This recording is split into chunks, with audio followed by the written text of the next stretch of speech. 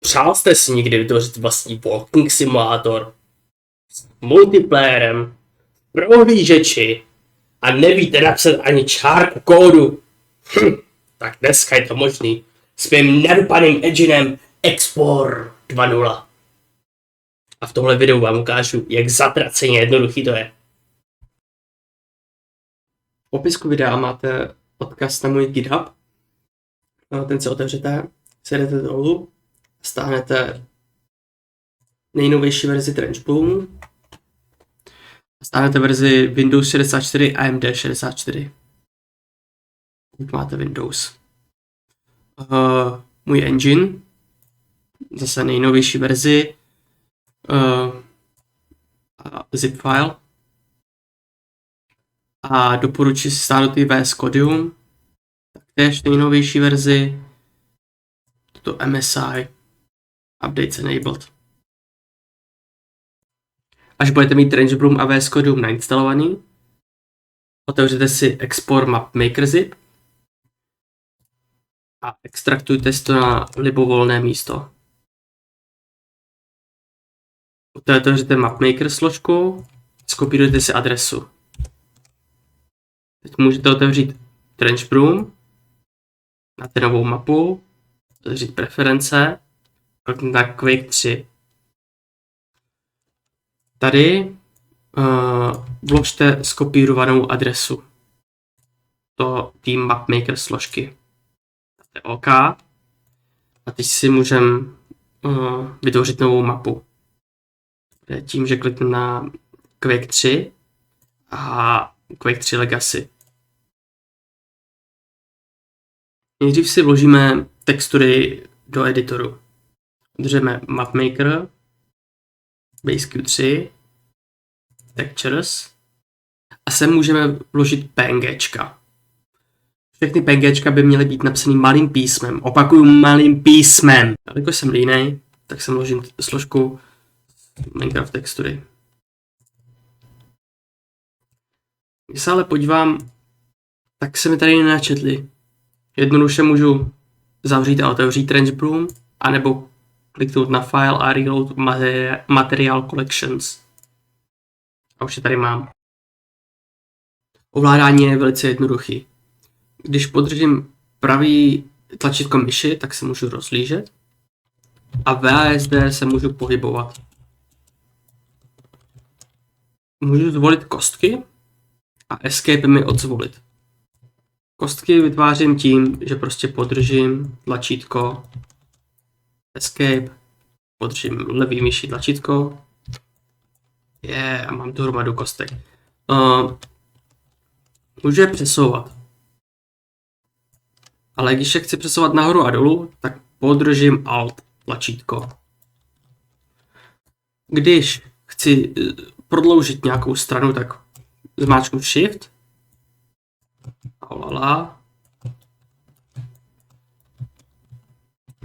Když chci nějakou kostku duplikovat, tak podržím Ctrl.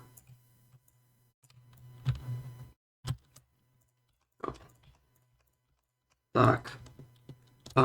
Když mám zvolenou kostku, tak tady napravo si můžu zvolit, jakou texturu tomu dám. Třeba gravel.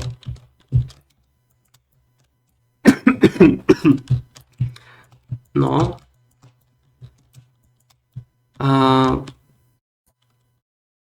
Akorát mně se nelíbí, jak je to strašně malý. Takže můžu tady texture zvolit scale. Třeba na 10. A teď je to strašně velký. Když zmáčknu Shift, tak můžu zvolit jednu stranu a můžu ji detailně editnout. A zvolit třeba jinou texturu. Jo. A tomu dám 1. Jo.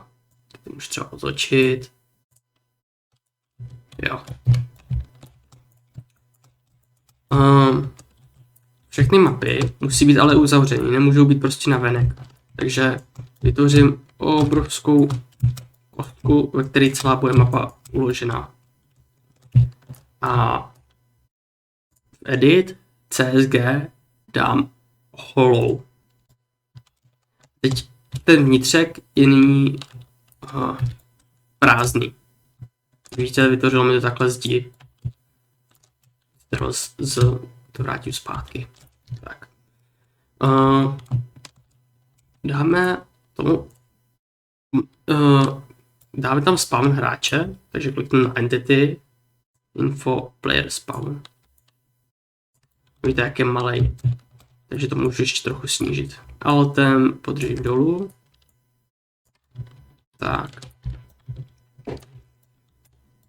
A třeba tady přidám kostku.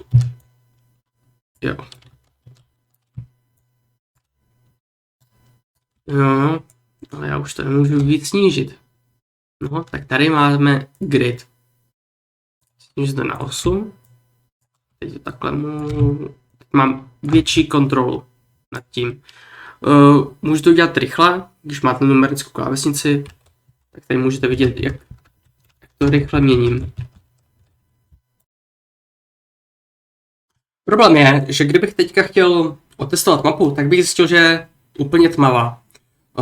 Proto jsou dva způsoby, jak přidat světlo na tuhle mapu. Buď ambientní světlo, to udělám tím, že kliknu Escape, tady mám World Spawn, přidám Ambient, tady je, a nastavuji, jak silný je to světlo, od 0 až po 1. Tak dám třeba 0,5. Potom můžu i změnit barvu. Já tím letím a nastavuji to v RGB hodnotách. Takže 250, od 0 až po 255.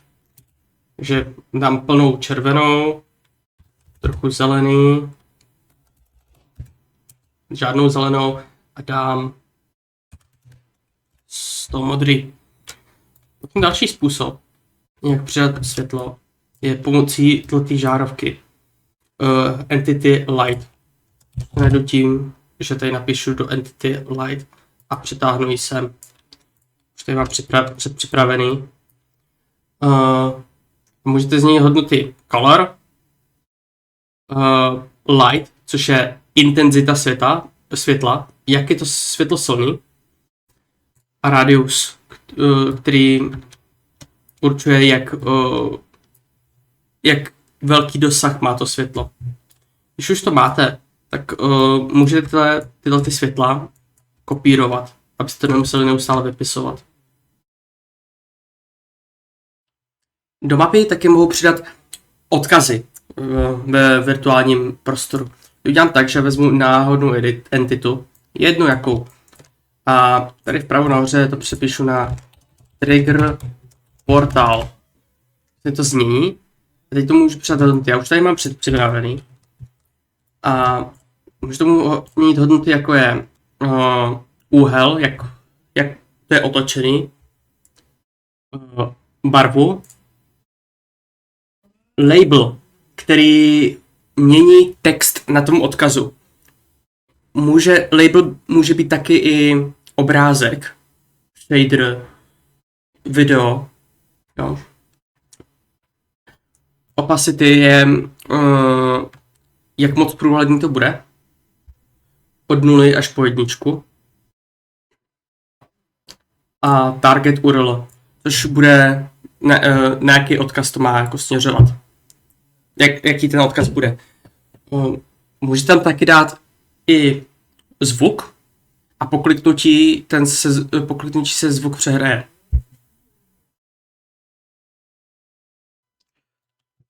To jsou dva speciální typy zdí. Jedno je klip a druhé je funk wall. Když vytvořím jakoukoliv zeď a dám tomu texturu klip, tak to bude neviditelná zeď, přes kterou jde projít. Nebo můžu vytvořit opačně zeď, přes kterou půjde projít, ale bude viditelná. Bude to normální zeď, ale bude přes ní projít. To vytvořím tak, že kliknu na pravým kliknu, Create Brush Entity, dám tomu jakoukoliv entitu a přejmenuju to na Funk Ball. Když už mapu mám hotovou a chci ji otestovat, tak uložím mapu a půjdu do složky s mapama a otevřu Compile Map. Zvolím moje mapa a teď tady máme na výběr 3 možnosti. Jakož používám Quake 3 compiler, ty už letitej. Tak velké mapy z hodně světel se můžou kompilovat strašně dlouho. Proto teď mám na výběr, když používáte jenom ambientní světlo, nepoužíváte teda Light Entity, tak doporučuji použít Preview. To bude to nejrychlejší.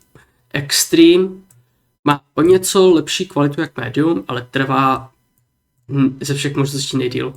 To použiju Medium. Tak a už to mám. Tady mi vyběhlo, jaký textury já používám. To se bude hodit, když nebudu chtít všude dávat všechny textury. Je to na ušetření místa. Proto si vezmu moje mapa Export. Tak. A vložím si do složky s webem.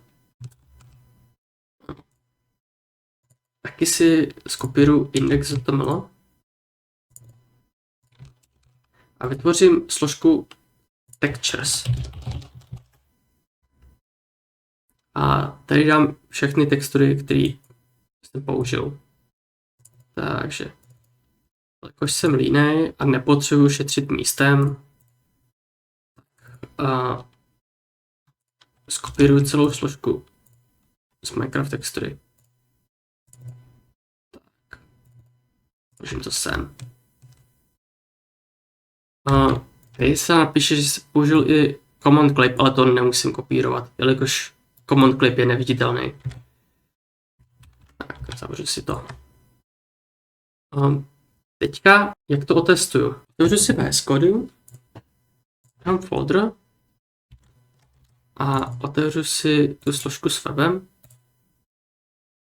Tak, tady to všechno mám. Důležité je si stáhnout ten add-on Live Preview, když tady napíšu Live Preview. To vyběhne hnedka to první, aby jsme mohli testovat ty mapy. Kliknu pravým a dám show preview. Jak vidíte, jak se načetla mapa. To je jednoduché řešení. Jedu si dolů, přepíšu mapu URL na moje mapa a jsem tady.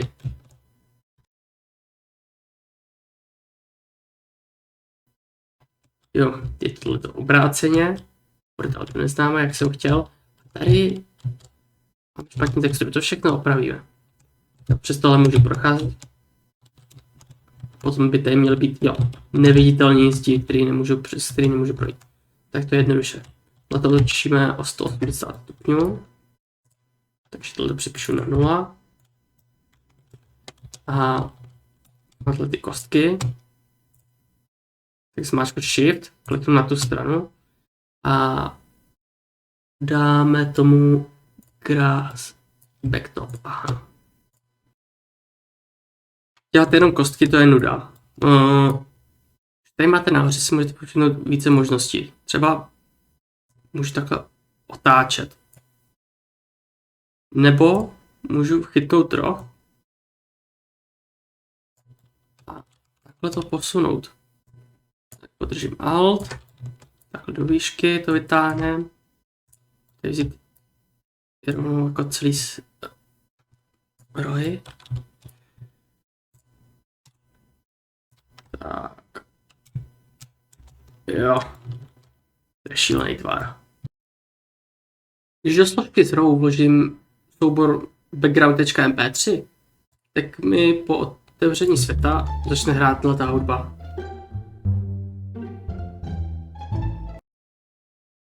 Dělal jsem si texturu, placeholder texturu, třeba s názvem video.png, na názvu nezáleží.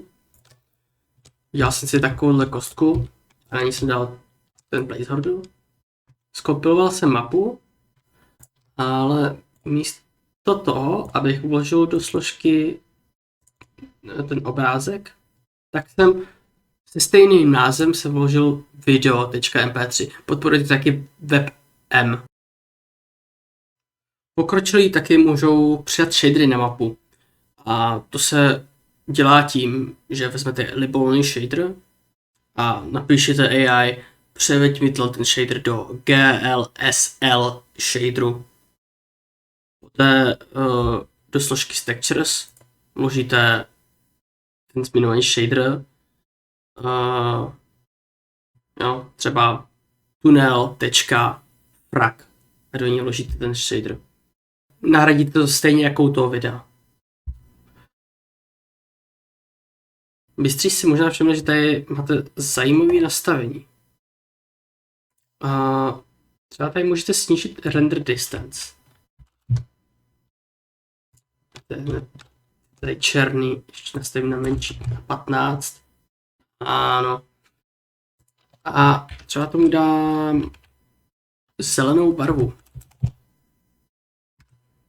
To je trochu moc zelený. Světlý. Jo.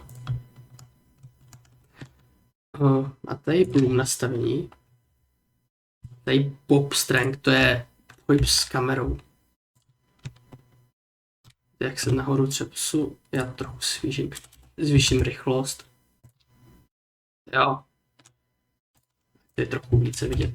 18. Je. Máte tady světlost. Třeba na 0,5. Jo. A teď je celý světlý. Kontrast. Jo.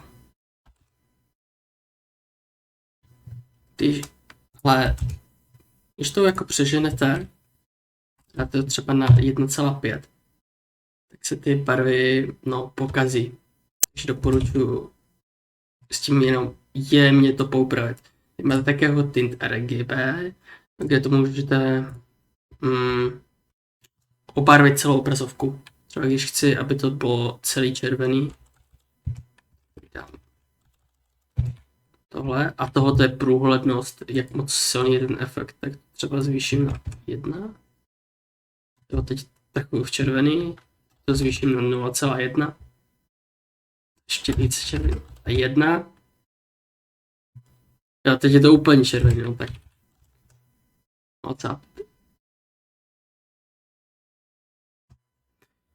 Teď jsem v pekle. Tyhle nastavení jsou pro shader, takže ty se vás asi nebudou týkat a tady máte target FPS, to doporučuji nechat na 0, ale když třeba nastavím na 10, tak to pojede na 10 FPS.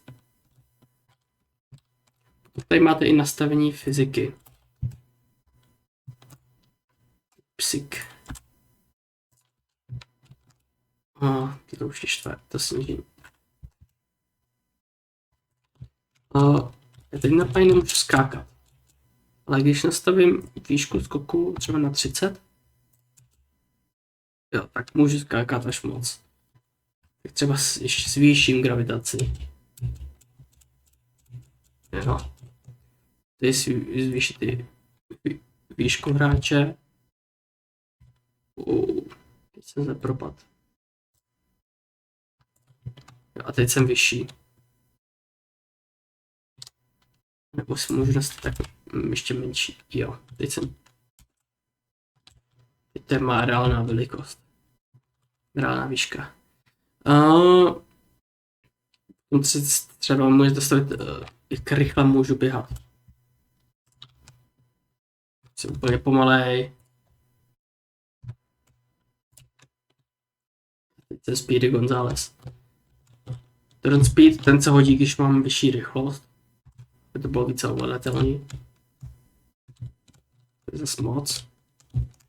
Lock speed, to nastavuje tohleto, když mačkám Q a E. Dám na 12.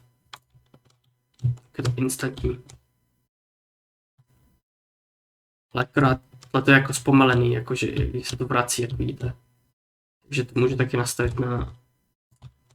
A teď to úplně rychlý. Pro pokročilejší je tady i další typ světel. Takže si mapmaker složku, PaceQ3, scripts a lights.shader. Mám tady dvě ukázkové světla. Udělám, jedno je obloha, která simuluje slunce. A druhý je prostě svítící textura. A udělám to tak, že si skopíruju to ukázkové světlo. Tady třeba dám pojmenuji to obloha. Takže budu mít ve složce obrázek jménem obloha.png. Ale tady to píšu bez toho png. Tady řídím barvu světla, intenzitu, tady úhel. Tady řídím, jestli bude oblačno, třeba 150, anebo jestli bude ostřejší světlo 30. A tady řídím kvalitu. Čím vyšší číslo, tím lepší, ale já doporučuji to nechat mezi 2 až 3. Moc rozdíl v tom není. A tady se taky řídí kvalita, ale to doporučuji nechat na 512. A nebo tady mám čerst tabule. To třeba pojmenuji jako obrazovka a tady musím dole taky obrazovka.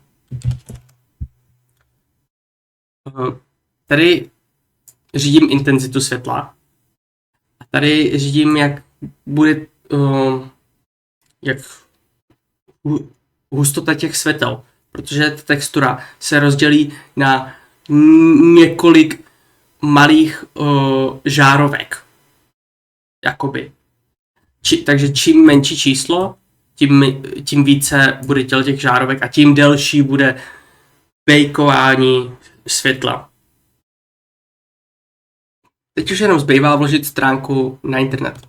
Je několik způsobů, jak to udělat. Já doporučuji použít GitHub, který je zdarma. V popisku videa máte návod, jak to udělat.